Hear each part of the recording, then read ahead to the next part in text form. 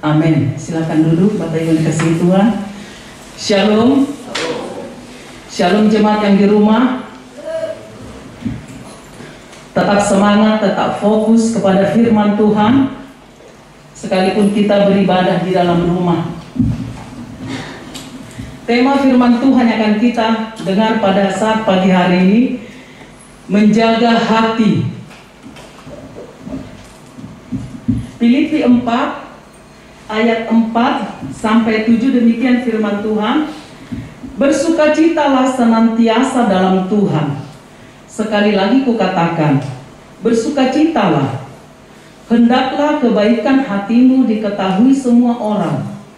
Tuhan sudah dekat. Janganlah hendaknya kamu khawatir tentang apapun juga, tetapi nyatakanlah dalam segala hal keinginanmu kepada Allah, dalam doa dan permohonan dengan ucapan syukur. Damai sejahtera Allah yang melampaui segala akal akan memelihara hati dan pikiranmu dalam Kristus Yesus. Berbahagialah orang yang mendengar dan melakukan firman itu dalam kehidupannya. Menjaga hati. Kita sangat penting untuk menjaga hati kita. Karena apa? Karena hati merupakan sentral, merupakan pusat dari sesuatu yang keluar dari hidup kita. Jadi hati merupakan sumber dari segala hal dalam hidup. Apapun yang keluar dari dalam hidup kita, perkataan kita, tindakan kita, pikiran kita, perasaan kita, semuanya berasal dari hati. Di dalam Amsal 4 ayat 23 dikatakan, jagalah hatimu dengan segala kewaspadaan, karena dari situlah terpancar kehidupan. Dari hatilah terpancar kehidupan. Apapun yang keluar dari dalam hidup kita ini, semua sumbernya dari hati. Sehingga kita bisa menilai orang. Bagaimana kondisi hati dia? Apakah hatinya baik atau buruk? Itu terpancar dari perkataannya, tercermin dari perbuatannya, dari sikapnya, dari tingkah lakunya. Bagaimana dia meresponi sesuatu masalah? Bagaimana dia bertindak ketika ada masalah? Itu sangat tergantung dari suasana hatinya, dari hatinya. Karena dari hati itu bersumber, akan terpancar kehidupan. Di dalam Amsal 4 ayat 23 dalam terjemahan bahasa Indonesia sehari-hari dikatakan, jagalah hatimu baik-baik, sebab hatimu menentukan jalan hidupmu. Jagalah hatimu baik-baik, sebab hatimu menentukan jalan hidupmu.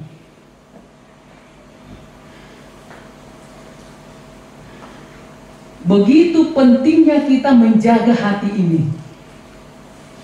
Masa depan kita, kesuksesan kita, apa yang akan kita raih ke depan, bagaimana hidup kita ke depan, ternyata tidak ditentukan oleh gelar yang saya miliki, oleh harta yang saya punya, oleh reputasi saya. Bukan itu yang menentukan jalan hidup saya. Firman Tuhan katakan itu berasal dari hati. Hati kita. Jadi hati merupakan bagian yang sangat penting yang harus kita prioritaskan untuk menjaganya dalam hidup. Kalau hati kita baik, perasaan kita akan baik. Kita tidak gampang hilang pengharapan. Kenapa orang gampang hilang pengharapan? Masalah sedikit sudah kecut. Problem kecil aja sudah bikin tawar hati. Karena hatinya tidak baik.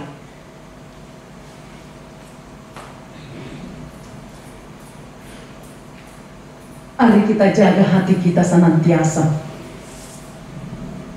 sehingga hati kita tidak digunakan si jahat untuk melakukan rencananya dalam hidup kita. Apakah tempat yang dapat menjadi tempat yang paling kotor sedunia, katanya. Jadi tempat yang paling kotor sedunia itu bisa hati. Hati ini bisa tempat yang paling baik, tetapi hati ini juga bisa menjadi tempat yang paling kotor. Firman Tuhan dikatakan di dalam Matius 15 ayat 17 sampai 19. Saya minta satu orang membacakannya. Pak Wakil Gembala, ada itu enggak? Matius 15 ayat 17. Tidak tahukah kamu bahwa segala sesuatu yang masuk ke dalam mulut turun ke dalam perut, lalu dibuang di jamban? Lanjut. Tetapi apa yang keluar dari mulut berasal dari hati, dan itulah yang menajiskan orang. Lanjut. Karena dari hati timbul segala pikiran jahat, pembunuhan, perzinahan, percabulan, pencurian, sumpah palsu, dan hujat. Dari hati timbul segala pikiran jahat, iri hati, dendam, dengki, sungguh-sungguh, sumpah serapah, putus asa, semua itu berasal dari hati. Kalau kita tidak menjaga hati kita dengan segala kewaspadaan, hati kita akan mudah diserang oleh iblis. Harus kita jaga dengan segala kewaspadaan. Waspada, tidak boleh lengah, sehingga tidak ada kesempatan bagi iblis untuk pakai kita sebagai alatnya. Kalau hati kita kotor, hati akan menjadi tempat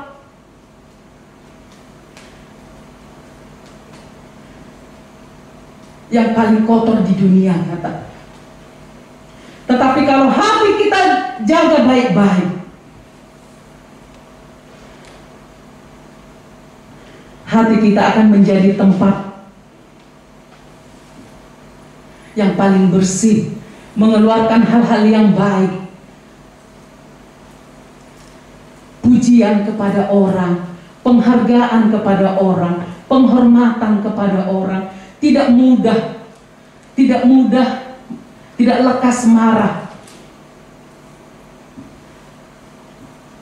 Kita akan kuat menjalani hidup kalau hati kita baik. Karena itulah hati kita harus kita jaga setiap saat. Bagaimana agar hati kita dapat terjaga senantiasa? Bagaimana agar hati kita terjaga senantiasa? Dari firman yang kita baca dalam Filipi 4 ayat 4 sampai 7 tadi, untuk menjaga hati kita ada 3 hal yang harus kita lakukan. Yang pertama, senantiasa bersukacita. Filipi 4 ayat 4, bersukacitalah senantiasa dalam Tuhan. Sekali lagi kukatakan, bersukacitalah.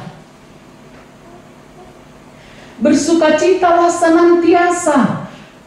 Firman Tuhan katakan senantiasa, bukan sewaktu-waktu, bukan pada waktu tertentu, bukan waktu kita diberkati, bukan waktu kita sehat, tetapi senantiasa. Malah ditegaskan bersukacitalah senantiasa. Ini kalimat perintah dan diulang. Artinya bersukacita itu menjadi sesuatu hal yang sangat penting kita lakukan dalam hidup.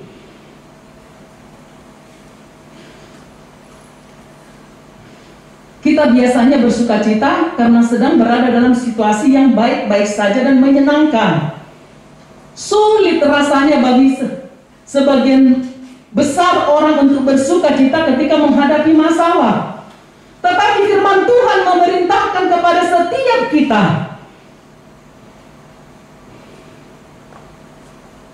bersukacita itu tidak tergantung situasi dan kondisi yang kita hadapi.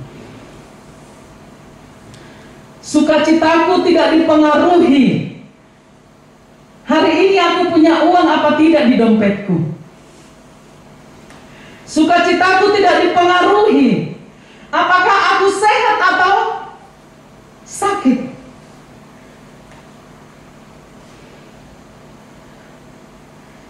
Sukacita kita tidak tergantung oleh keadaan yang kita hadapi. Apa mungkin? Kita pasti berkata, apa iya mungkin kita bersukacita senantiasa? Kita lihat Rasul Paulus yang menulis surat Filipi ini. Dia mengirimkan surat Filipi ini kepada jemaat di Filipi ketika dia ada di penjara di Roma. Kita semua mungkin sudah tahu bagaimana perjalanan iman Rasul Paulus sejak dia berjumpa secara pribadi dengan Allah. Hidupnya dipenuhi penderitaan. Beberapa kali kalam kapal, beberapa kali masuk penjara, disiksa, pernah dilempari hampir mau mati, dikejar-kejar, bekerja keras untuk menghidupi. Itu semua bukan karena dosanya, bukan karena dia melakukan hal yang salah, tetapi demi Injil Kristus dia menderita dan dia tetap bersukacita. Dia malah menyampaikan kepada jemaat di Filipi, bersukacitalah senantiasa. Bersukacita di dalam Tuhan. Apa yang membuat Paulus bisa bersukacita di tengah-tengah penderitaan yang dialami? Apa yang membuat Rasul Paulus bisa bersukacita pada saat dirinya terbelenggu di penjara?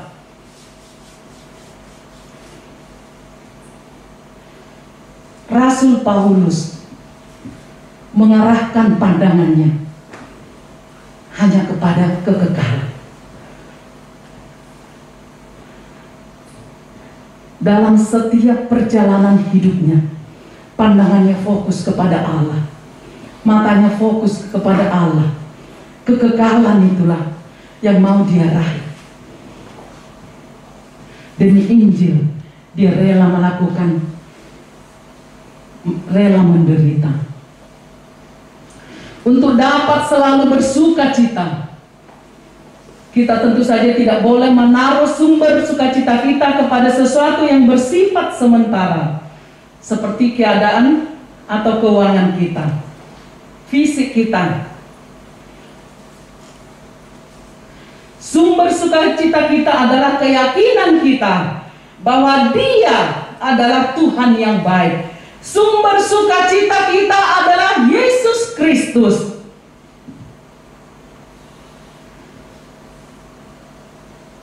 Yang mengasihi kita, yang rela mati menyerahkan nyawanya, meninggalkan tahtanya untuk menebus kita dari hutang dosa kita. Dia menyerahkan nyawanya bagi kita. Dia Allah yang baik. Dialah sumber sukacita kita. Amin. Jadikan Yesus menjadi sumber sukacita dalam hidupmu, sehingga dalam menjalani apapun dalam hidup ini, sesulit apapun perjalanan hidupmu, sebesar apapun masalah yang kau hadapi saat ini, bersukacitalah senantiasa di dalam Tuhan. Amin. Yang kedua yang yang kita lakukan dari pembacaan Filipi 4-7 tadi, senantiasa berbuat baik. Senantiasa berbuat baik. Filipi 4 ayat 5. Hendaklah kebaikan hatimu diketahui semua orang. Tuhan sudah dekat. Kebaikan hati kita, kata firman Tuhan, harus diketahui semua orang. Bukan berarti setiap orang Kristen yang berbuat baik harus di depan orang lain, harus kasih pengumuman. Kalau kita berbuat baik harus dilihat orang, berarti kita mau mendapatkan pujian, mau mendapatkan penghargaan. Bukan itu maksud firman Tuhan. Di dalam Matius 5, Tuhan Yesus katakan bahwa kamu adalah terang dunia. Terang itu tidak ditaruh di bawah, tapi di atas untuk menyinari yang lain. Begitulah kehidupan kekristenan. Makanya orang Kristen harus berbuat baik di depan semua orang. Karena apa? Semua orang harus melihat Kristus yang hidup dalam hidup kita. Bukan agar kita berbuat baik dilihat orang. Orang Kristen tidak bisa berbuat baik untuk mendapat pujian. Karena Matius 6 ayat 3 dikatakan, jika tanganmu memberi sedekah, jika engkau memberi sedekah, janganlah diketahui tangan kirimu apa yang diberikan tangan kananmu. Artinya kita tidak perlu mengumbar kebaikan kita kepada orang lain. Kebaikan hati kita diketahui semua orang. Artinya kita harus berbuat baik kepada semua orang tanpa melihat, oh orang ini pernah berbuat baik sama aku, wajar kalau aku berbuat baik sama dia. Oh orang ini orang baik, wajar kalau aku berbuat baik sama dia. Bukan itu maksud firman Tuhan. Kita berbuat baik kepada semua orang tanpa melihat dia layak atau tidak menerima kebaikan kita. Amin. Sehingga pemberian kita tanpa syarat, tidak bersyarat, sebagaimana Yesus yang memberikan nyawanya bagi kita tanpa syarat. Bukan karena aku orang baik, makanya Yesus menyelamatkan aku. Aku tidak layak menerima pengampunan, tetapi Yesus melayakkan aku. Memberi pun seperti itu yang Tuhan mau. Kita memberikan kepada orang, kita berbuat baik kepada orang, bukan karena orang itu layak menerima kebaikan kita, bukan karena orang itu pernah berbuat baik kepada kita.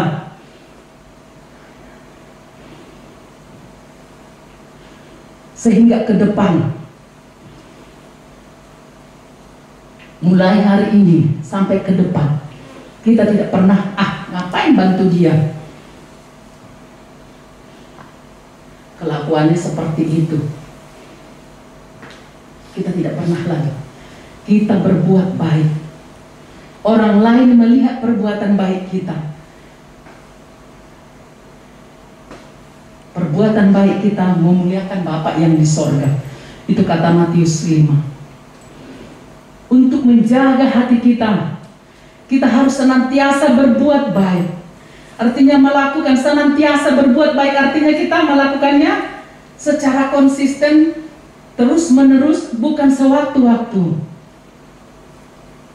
Dan dalam segala situasi dan kondisi. Berbuat baik bukan saja kita memberi berupa materi. Ada banyak orang gini, iya Bu Gembala, apa yang mau aku berbuat baik? Aku tidak punya apa-apa dalam hidup. Kalau ada orang yang menilai dirinya tidak punya apa-apa untuk dibagikan kepada orang lain, engkau sedang menghina penciptamu.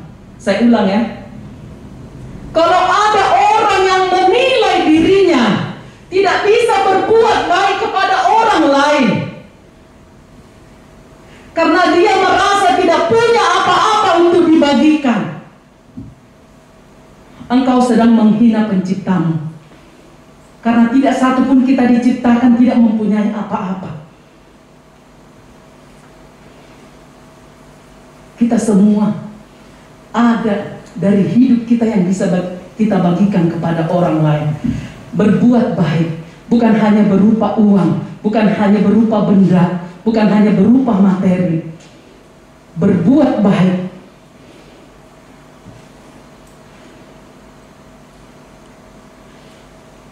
ketika kita memiliki roh lemah lembut.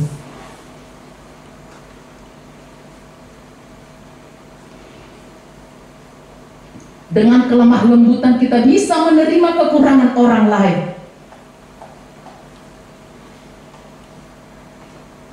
Ada berarti kan dalam diri kita, kalau kita mau, ada yang bisa kita bagikan. Belajar kita untuk memiliki roh lemah lembut. Dengan roh lemah lembut itu apa yang bisa kita lakukan? Sangat banyak hal. Ketika ada orang yang menyebalkan di rumahmu, ketika ada orang yang suka menyakiti sesamanya di sekitarmu, yang menyakiti bahkan hatimu, ketika engkau memiliki roh lemah lembut, engkau akan belajar menerima kekurangannya. Amin.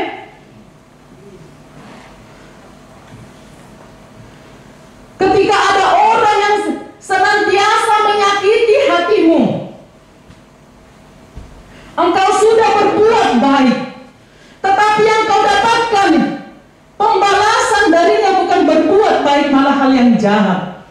Ketika engkau memiliki roh lemah lembut, engkau bisa mengampuni kesalahannya. Ada kan yang kita miliki kan?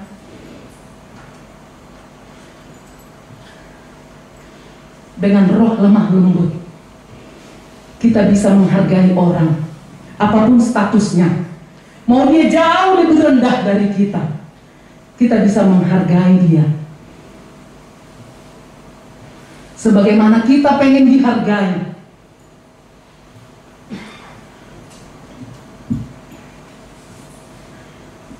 Di dalam Matius 11 ayat 29 Tuhan Yesus berkata, "Belajarlah kepadaku, karena aku lemah lembut dan rendah hati." Belajarlah kepadaku, kata Tuhan Yesus, karena aku lemah lembut. Mari kita teladani Tuhan Yesus yang lemah lembut. Dialah teladan kita. Sehingga mulai hari ini,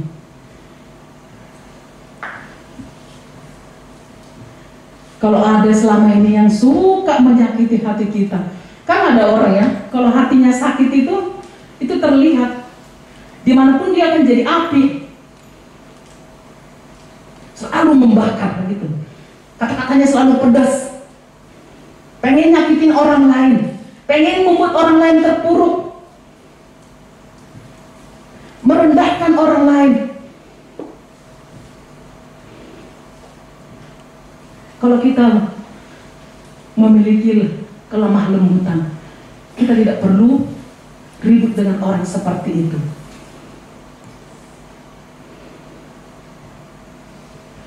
Karena kalau apapun upaya orang untuk merendahkan kita, kalau kita bukan orang yang rendahan, tidak akan berhasil upayanya. Untuk itu jangan pernah takut direndahkan orang. Takut aja kalau engkau tidak rendah hati.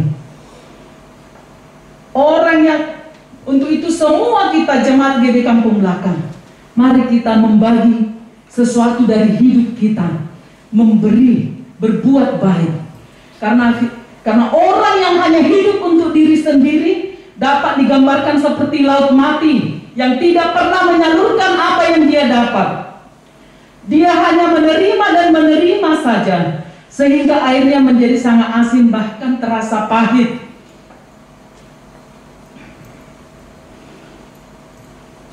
Tidak ada sesuatu yang hidup di laut mati karena airnya terlalu asin. Jangan hati kita ini tidak ada yang dapat hidup hal-hal yang baik, karena kita hanya menerima, belajar untuk berbagi, belajar untuk berbuat baik.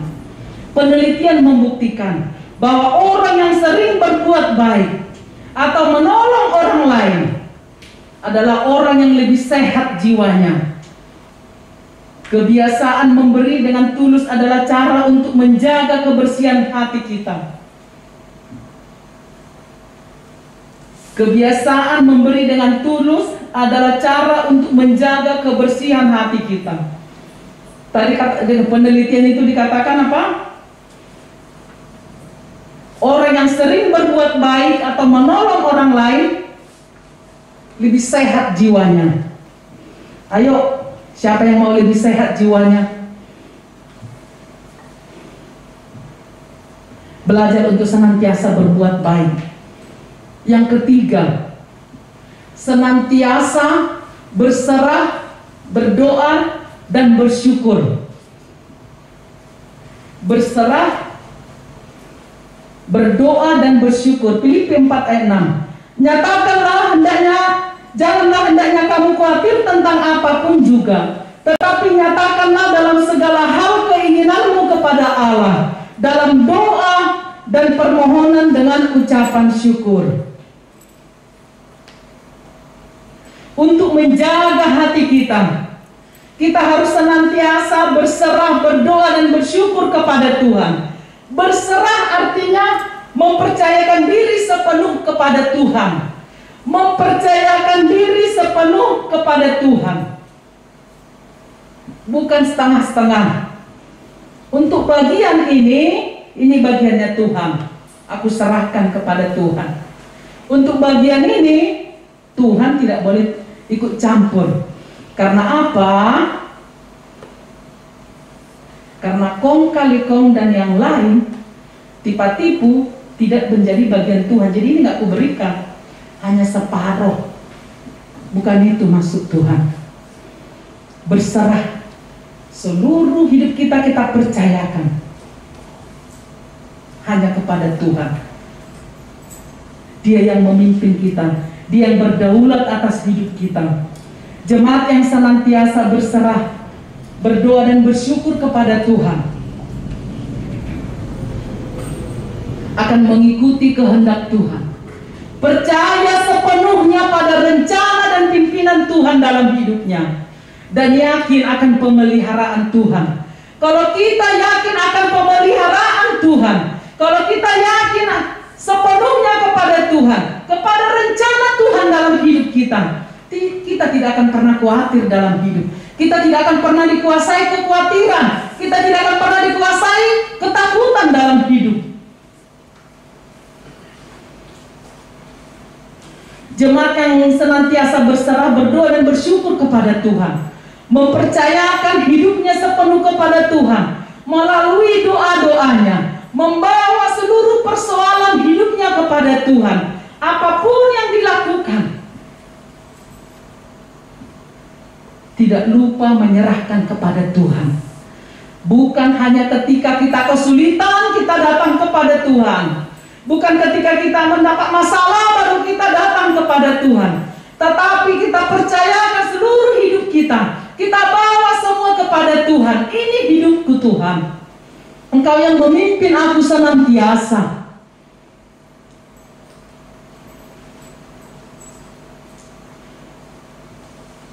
Kita menjaga hati kita melalui kita senantiasa berdoa menyerahkan hidup kita kepada Tuhan. Jemaat yang senantiasa berserah, berdoa dan bersyukur kepada Tuhan, menyadari dirinya terbatas. Kenapa kita berserah?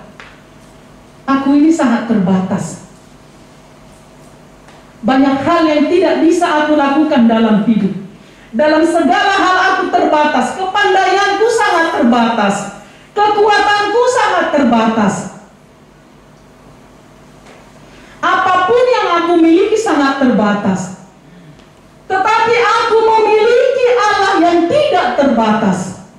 Allah yang bisa melakukan sesuatu yang tidak bisa aku lakukan. Amin. Saya udah hampir 3 minggu sakit tenggorokan. Kadang sudah sembuh, makan ayam goreng, karena kami kemarin saya bawa Yohana berobat, hanya ayam McD doang, langsung kambuh lagi, sembuh. Kambuh lagi makan obat. Saya sudah makan suplemen yang sangat bagus. Dan bukan makannya 1 kapsul, 2 kapsul, enggak. Udah banyak. Tapi tetap masih sakit. Artinya apa? Upaya secara ilmu kedokteran harusnya saya sudah sembuh. Karena suplemen yang saya makan itu sudah sangat cukup. Tetapi nyatanya kerongkongan saya sampai sekarang belum enak. Napas saya terengah-engah.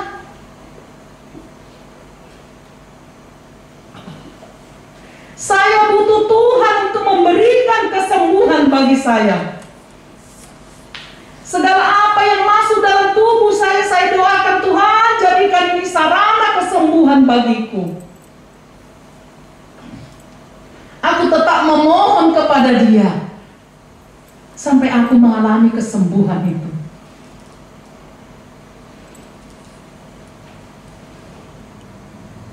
Serahkan semua hidupmu kepada Tuhan. Sadari diri kita terbatas. Jemaat yang senantiasa berserah, berdoa dan bersyukur kepada Tuhan, percaya bahwa apapun yang terjadi dalam hidupnya, itulah yang terbaik bagi kita. Apapun yang terjadi dalam hidup ini, situasi dan kondisi apapun yang saat ini kita alami, kita percaya itulah yang terbaik yang Tuhan izinkan dalam hidup, yang Tuhan berikan bagi kita. Sehingga orang yang senantiasa berserah, berdoa dan bersyukur kepada Tuhan tidak akan diliputi kekhawatiran, ketakutan, keluh kesah, persungut-sungutan. Kalau kita masih saja khawatir, takut, suka mengeluh, suka bersungut-sungut dan menggerutu tentang permasalahan hidup yang kita alami, itu artinya kita belum menyerahkan semuanya kepada Tuhan. Masih kita yang pegang kendali atas hidup kita. Masalah kita mau selesaikan sendiri. Ketika kita senantiasa berserah, berdoa dan bersyukur kepada Tuhan, bukan berarti masalah langsung hilang. Bukan berarti persoalanmu langsung ada jalan keluar. Tetapi dalam menanti jawaban dari Tuhan itu, ada kekuatan baru bagi kita untuk menanggung segala persoalan. Dan ketika jawaban itu belum kita temukan, belum kita dapatkan, kita dapat berkata, kalau apa yang terjadi dalam hidup kita bukan seperti yang kita mau, bukan seperti rencana kita, jawaban dari doa kita lain dari yang kita minta, kita akan dapat berkata, bukan kehendakku ya Bapa, tetapi kehendakmu yang terjadi dalam hidupku. Seperti doa Tuhan Yesus ketika Dia ada di Taman Getsemane, ketika Dia bergumul mau menghadapi penderitaan yang amat sangat akan terjadi dalam hidupnya. Yesus hanya berkata, Bapa, jikalau sekiranya mungkin biarlah cawan ini berlalu daripadaku, tetapi janganlah seperti yang ku kehendaki, melainkan seperti yang Engkau kehendaki. Sehingga setiap kita, ketika kita menerima bukan seperti apa yang kita harapkan, kita dapat berkata, sekalipun bukan yang ku kehendaki ya Bapa, aku tetap bersyukur kepadamu. Aku tetap bersyukur kepadamu, karena bukan apa yang aku kehendaki, tetapi kehendak-Mu yang jadi dalam hidupku. Karena ketika kehendak Allah terjadi dalam hidup kita, itulah yang terbaik bagi setiap kita. Bukan apa yang aku inginkan, bukan apa yang aku kehendaki, tetapi kehendak Allah terjadi dalam hidup kita.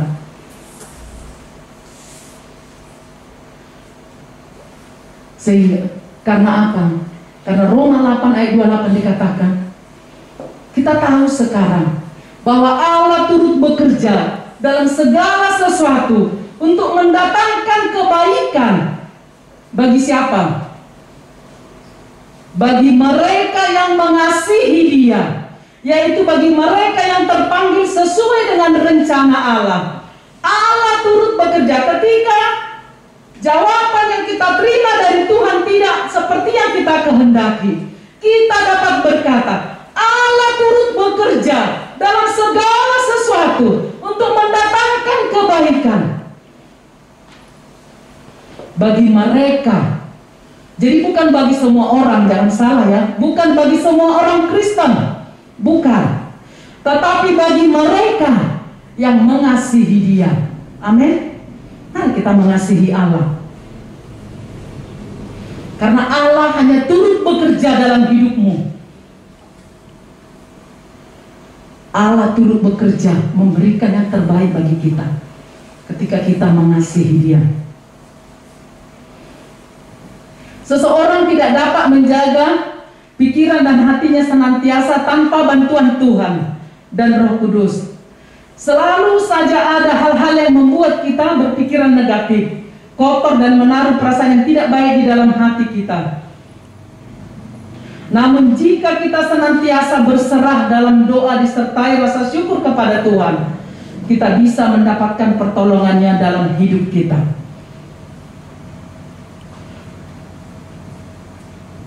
Dan baca firman Tuhan senantiasa sangat menolong kita untuk senantiasa berserah, berdoa, dan bersyukur.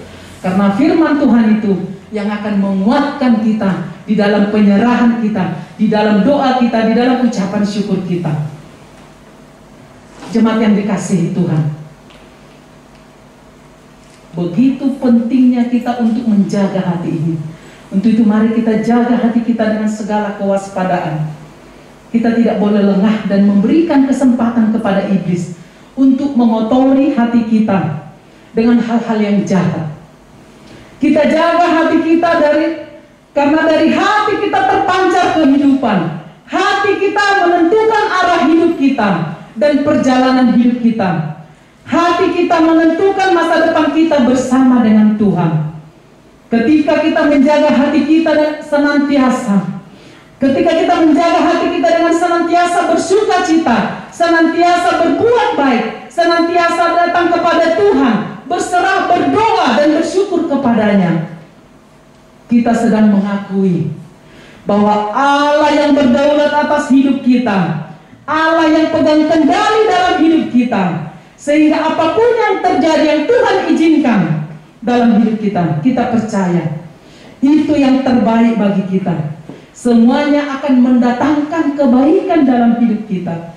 Maka damai sejahtera Allah yang melampaui segala akal akan senantiasa memelihara hati dan pikiran kita di dalam Kristus Yesus. Amin. Mari kita tundukkan kepala.